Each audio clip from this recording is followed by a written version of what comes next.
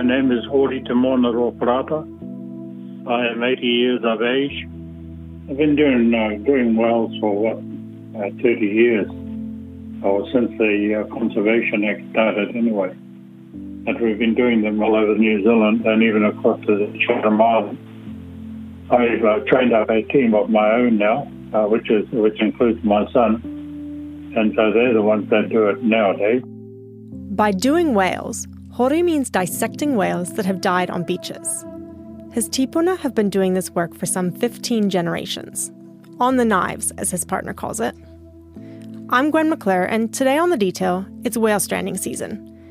What you're about to hear is heartwarming, sad, and sometimes shocking. We'll get back to Hori, but let's look at the most recent events. In January, more than 60 whales beached in 3 mass strandings in Golden Bay alone. More than half died, some from euthanasia. The year certainly started with a bang, and when I say year, I mean, it started in December. So yes, we've certainly had our fair share of boots on the ground responses. Darren Grover is GM of Project Jonah NZ, which responds to whale and dolphin strandings. Their focus is the welfare of live animals. The goal is to get them back in the ocean. I asked him what happened in this most recent stranding in Farewell Spit. Simply put, we refloated all the ones that survived. So yes, however, it wasn't a simple case of respond, look after them, return them to the ocean. We had 2 strandings running in parallel at one point. So we had one stranding site, which we were referring to as the southern site near a town called Pakawao, and that one ran over 3 days. But midway through the second day of that event, we had a second stranding that we were also managing 3 kilometres to the north. And so, yes, we had these 2 groups of whales, plus we had 2 individual live whales who were outliers, one almost 15 kilometres away. So, yes, Wow. At one point, we were managing 4 different strandings at the same time. All in that Farewell Spit area. That's right, south of Farewell Spit this time, along the coast. Why do they seem to happen so often in that area?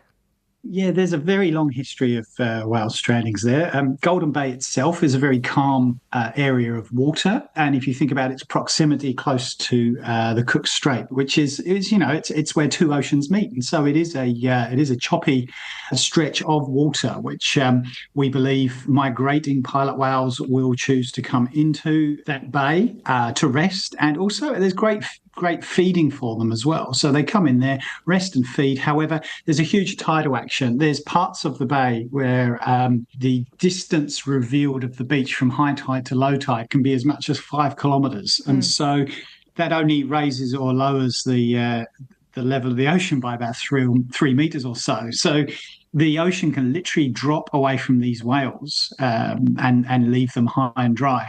So a combination of them being in there because it's safe, and then they are called out by the geography. In this instance, mid-afternoon on the Saturday, the pod was seen relatively close to shore, only a couple hundred metres offshore. Then they were monitored throughout the afternoon where they slowly swam north. However, they did come to shore just as evening was approaching. And so then that was our moment to mobilise and then to put the community and our trained volunteer medics on notice to see what we discovered at first light on Sunday morning. So you were actually watching these whales while they were still okay and kind of waiting for them to be stranded? Quite often, pods will come close to shore. One of the behaviours where we would be rolling a full response out is a milling behaviour where the whales will gather and they will literally be touching distance of each other. This has been seen several times around the world, and particularly here in New Zealand, this pre-stranding behaviour. Well, that behaviour wasn't being seen on Saturday afternoon. This was simply a pod of pilot whales, but close to shore. And so knowing the location, knowing the species, we kept eyes on them, obviously with the hope that they wouldn't strand. But sadly, stranding was the outcome of them coming in close to shore. Project Jonah has 3 staff, 1 is part-time. But they have a nationwide Rolodex of volunteer marine mammal medics who've done a 1-day course on how to respond to strandings. In this instance, we were first putting our medics who are based in Golden Bay on standby, and then as the days progressed, we were putting people from Nelson on standby and getting ready to put people from further afield, whether that's all the way down to Canterbury or even across it in Wellington, popping those people on standby ready to assist with the strandings as it progressed. What do they do? How do you rescue these whales or dolphins? A stranded whale, when you first arrive, it's a wild animal. It's out of its natural environment. It's highly stressed, and it is the stress that can kill them. There is an observed stress response in the wild, and that's called the dive reflex. And these animals that are mammals that breathe air, they will actually dive and flee immediate stress. And the most stressful thing they can find they could face is the threat of predation. And so they will hold their breath and dive, and they will not surface. And so when they are stranded on the beach, incredibly high levels of stress. And what we work to do is to remove or reduce the chances of that stress killing them. And so we have a very simple process of cool, comfortable, and calm. How long can a whale survive if it's stranded without human intervention? Stranded whale can survive several days without any external intervention. Now, the thing that's likely to kill an otherwise healthy whale that has stranded, if it's in the summer months, it's going to be heat stroke or heat exhaustion. There's also the potential impacts and the increased stress from predation. Early on, one of the strandings I discovered when we were checking the beaches one morning was that seagulls, particularly blackback gulls, were already pecking at the whales. And so you can only imagine the stress from that. The whales are stranded, they simply cannot move, so there's nothing they can do to kind of push these opportunistic feeders away from the whales. On this most recent stranding, my understanding was that the whales were refloated and then came ashore again. Is that right? That's right, yes. Both pods, actually, we attempted refloats 3 times. Why do you have to keep doing it? What's bringing them back at that point? So pilot whales in particular, they live in these very social pods, and each pod sadly had lost a few members of the pod. There were some whales that had died when we had discovered them. Now, pilot whales in particular, they live in matriarchal pods, so that means there are certain females within the pod, usually older females, who will be making the decisions for the pod. They'll be leading the pod. Now, the first pod in particular, it was quite clear early on that there was no large female in the pod. Once they're refloated, they often group into a very tight group, and they are communicating, they're rubbing their bodies against each other, they're reconnecting after being stuck on the beach. However, if they have lost their matriarch, then they don't have a whale to immediately lead them off into deeper water. And sometimes it can take several hours for this hierarchy to be re-established amongst the pod. At what point do you decide it's not working? You've tried to refloat them multiple times and you're not going to be able to save them. When do you decide that, and what do you do at that point? So the welfare of individual whales is always our primary concern. So if we do discover that whales that have been working with have re-stranded again, then we will start our health assessments again. I have access to a group of around 30 global experts to assist with health assessments. In this most recent stranding, we were working closely with Massey University to help with health assessments at each stage of the stranding. There does come a point where the better welfare outcome is to end suffering. And so the Department of Conservation holds that responsibility, and it will always be done in consultation with iwi as well as us and, as I say, Massey University. But euthanasia is always a welfare option in these instances. More about euthanizing soon. But one of the experts from Massey is Karen Stockin. Part of her research is using AI to watch refloated whales. like all complex mammals, humans are, of course, are the same. You have some that are leaders and some that are followers. And if we can identify using AI, so drone technology and AI, such as Bayesian belief networks, allows us to mobilize over these whales and get aerial footage of these whales on their release, so we can see which of the individuals are showing leadership and showing directionality and speed and clear coherence of how to exit the bay versus those that basically are the followers of those individuals. So that's where the AI comes in. So when a whale is refloated, we don't track that whale normally. We don't know then if it's the same whale that restrands? Yeah, that's a great question. So in New Zealand at the moment, stranded marine mammals haven't had satellite tags applied to them. So part of the work that we're doing, we do have the opportunity to be able to apply some satellite tags to a small group of animals so that on a release we can actually see exactly where they go. And more to the point, it's not about where they go from our perspective, but it's more about,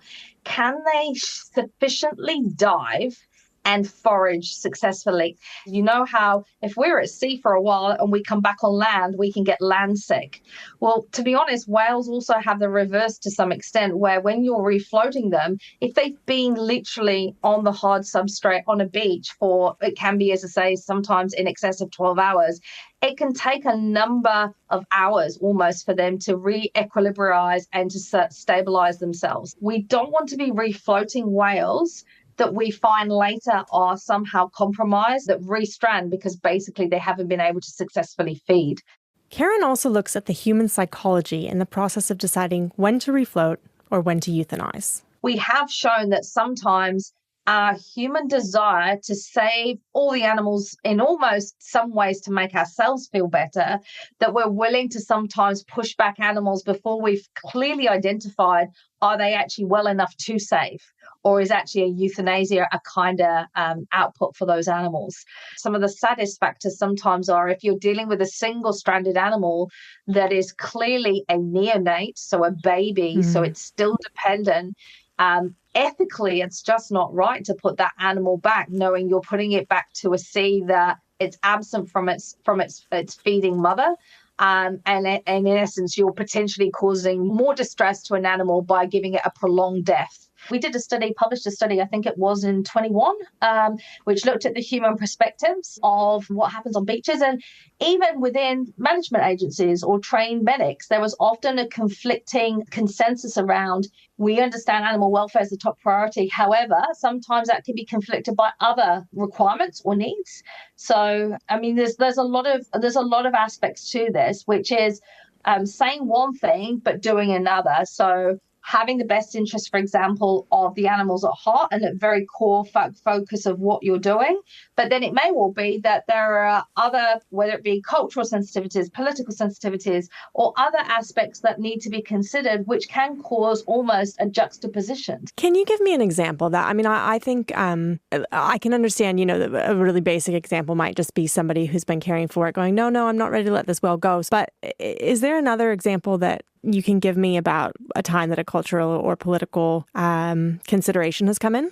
Yeah, I think one would be where we've got a scenario where in the sad case that sometimes an animal has to be euthanized, part of the standard operating procedures that the Department of Conservation have is that at the point of euthanasia, after the animal's been euthanized, it is important to test a number of reflexes of the animal to ensure that indeed the animal has deceased and that there is no sense of life left. That's part of the animal welfare consideration, and that's why it's in the SOP. There has been occasions where that hasn't been done, and when we've gone through a process of interviewing the personnel involved, we've understood that they felt it almost being disrespectful to go up to an animal that's been euthanized and to check its eye and to touch the corner of its eye or touch its blowhole. Is that culturally insensitive? It's about communication. If there has been communication in a scenario where there's been cultural blessing for an animal to be euthanized, then we want to ensure that those who have the unforgiving job of having to do that euthanasia feel comfortable then to do all the necessary reflex testing afterwards so that they don't feel they're being culturally insensitive at the point after death. Sometimes those things, we know what might be right, but the public pressure maybe otherwise very difficult to sway away from. And I would cite the example of Toa, the orca, the neonatal whale, several years back now in Wellington. That was a classic example of, unfortunately, an animal that was not sexually mature, not even independent. So it was still reliant upon milk from a lactating female, which had been separated from the animal for several weeks. So it was a welfare issue. The right thing to do for that animal, sadly, was euthanasia, but that was never a socially acceptable outcome. And that was where challenging the human psychology there was important, because what we all wanted was the happy Disney ending. Of course, that's always what we want. That I'm no different. It's not like I would want any other ending. But taking the human perspective aside and looking at what was in the best interest of that animal, sadly, early intervention via euthanasia was better than allowing the animal to suffer really for the best part of 2.5 weeks before it died naturally.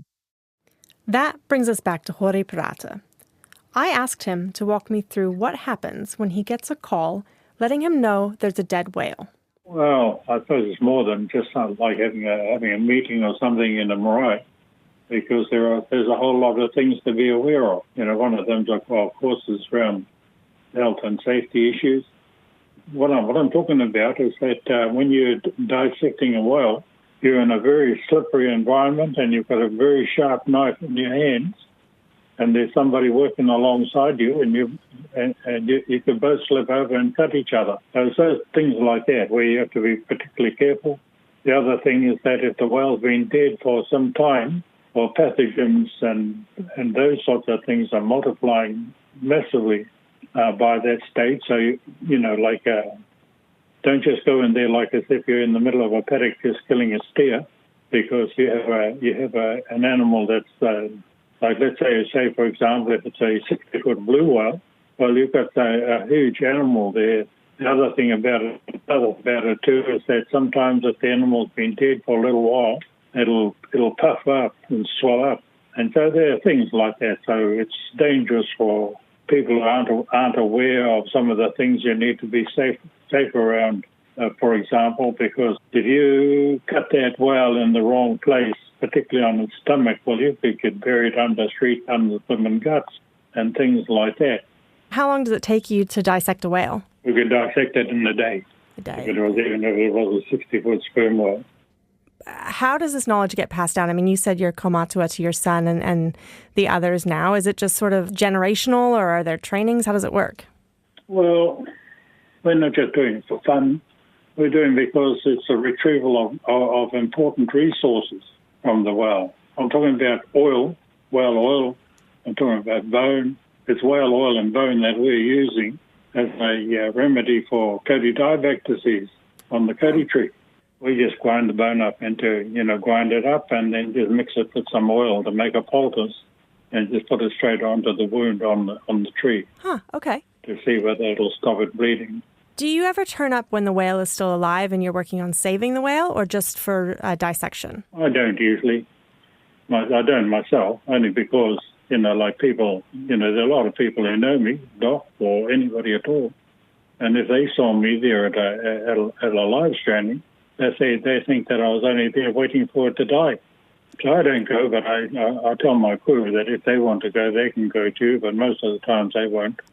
Because usually the whāhias are able to gather up a big enough crowd of support on the beach anyway. And we're not quite sure about those things, about trying to put them back in the water and that sort of thing.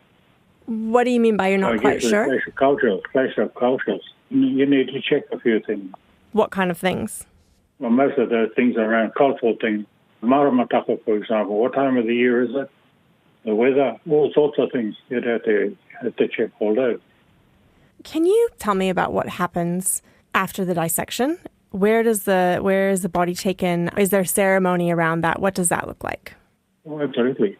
Like the bones have to be taken somewhere where they can be given go through another process, which is to get rid of all the rest of the meat in there on the bone.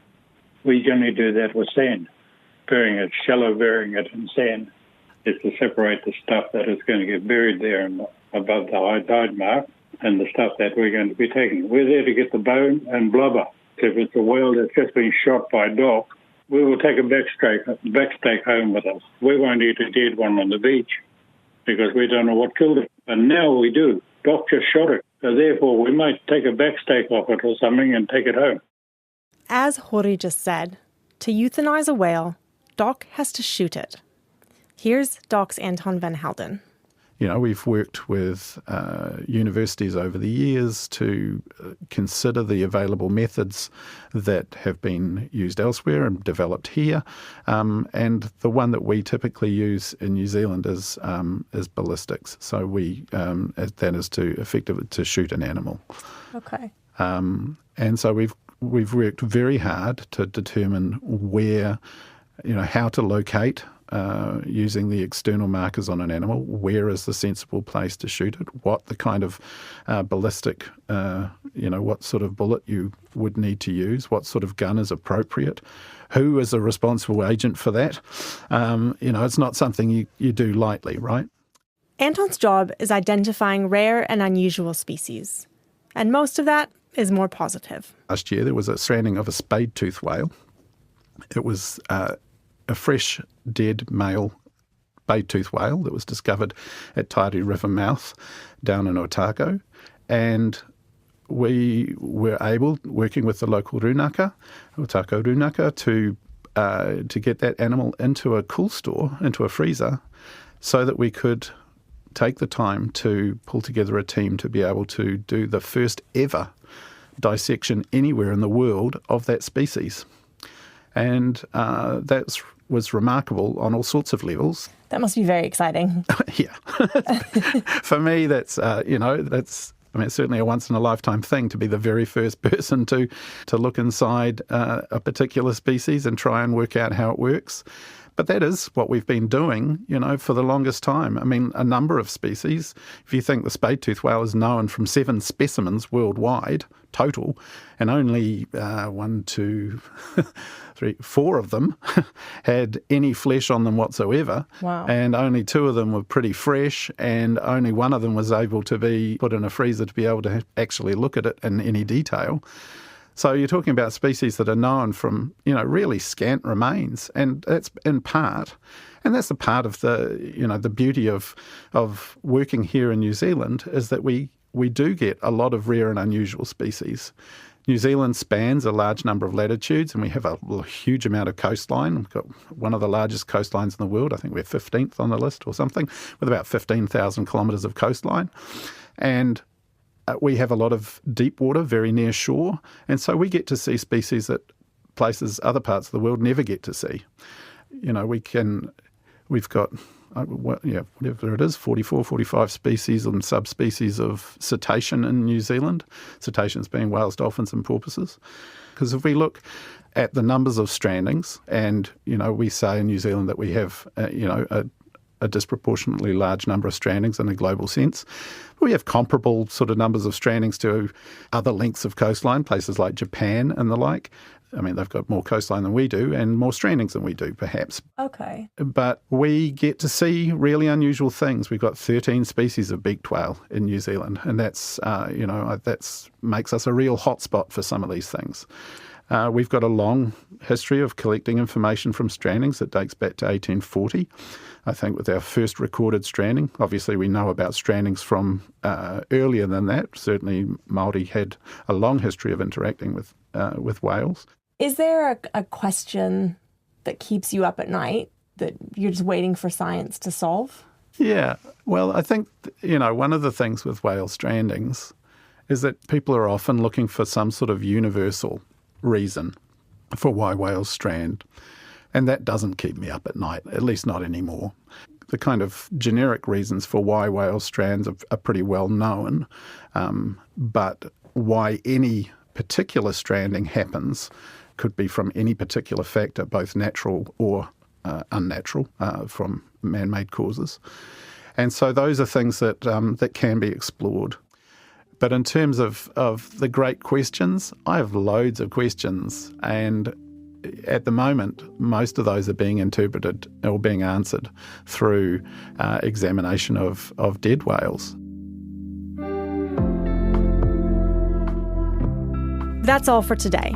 The Detail is a newsroom production supported by RNZ and New Zealand On Air. This episode was produced by Sharon Brett Kelly and engineered by Mark Chesterman. Thank you to Hori Parata, Karen Stockin, Darren Grover, and Anton Van Helden. I'm Gwen McClure. Ka kite anō.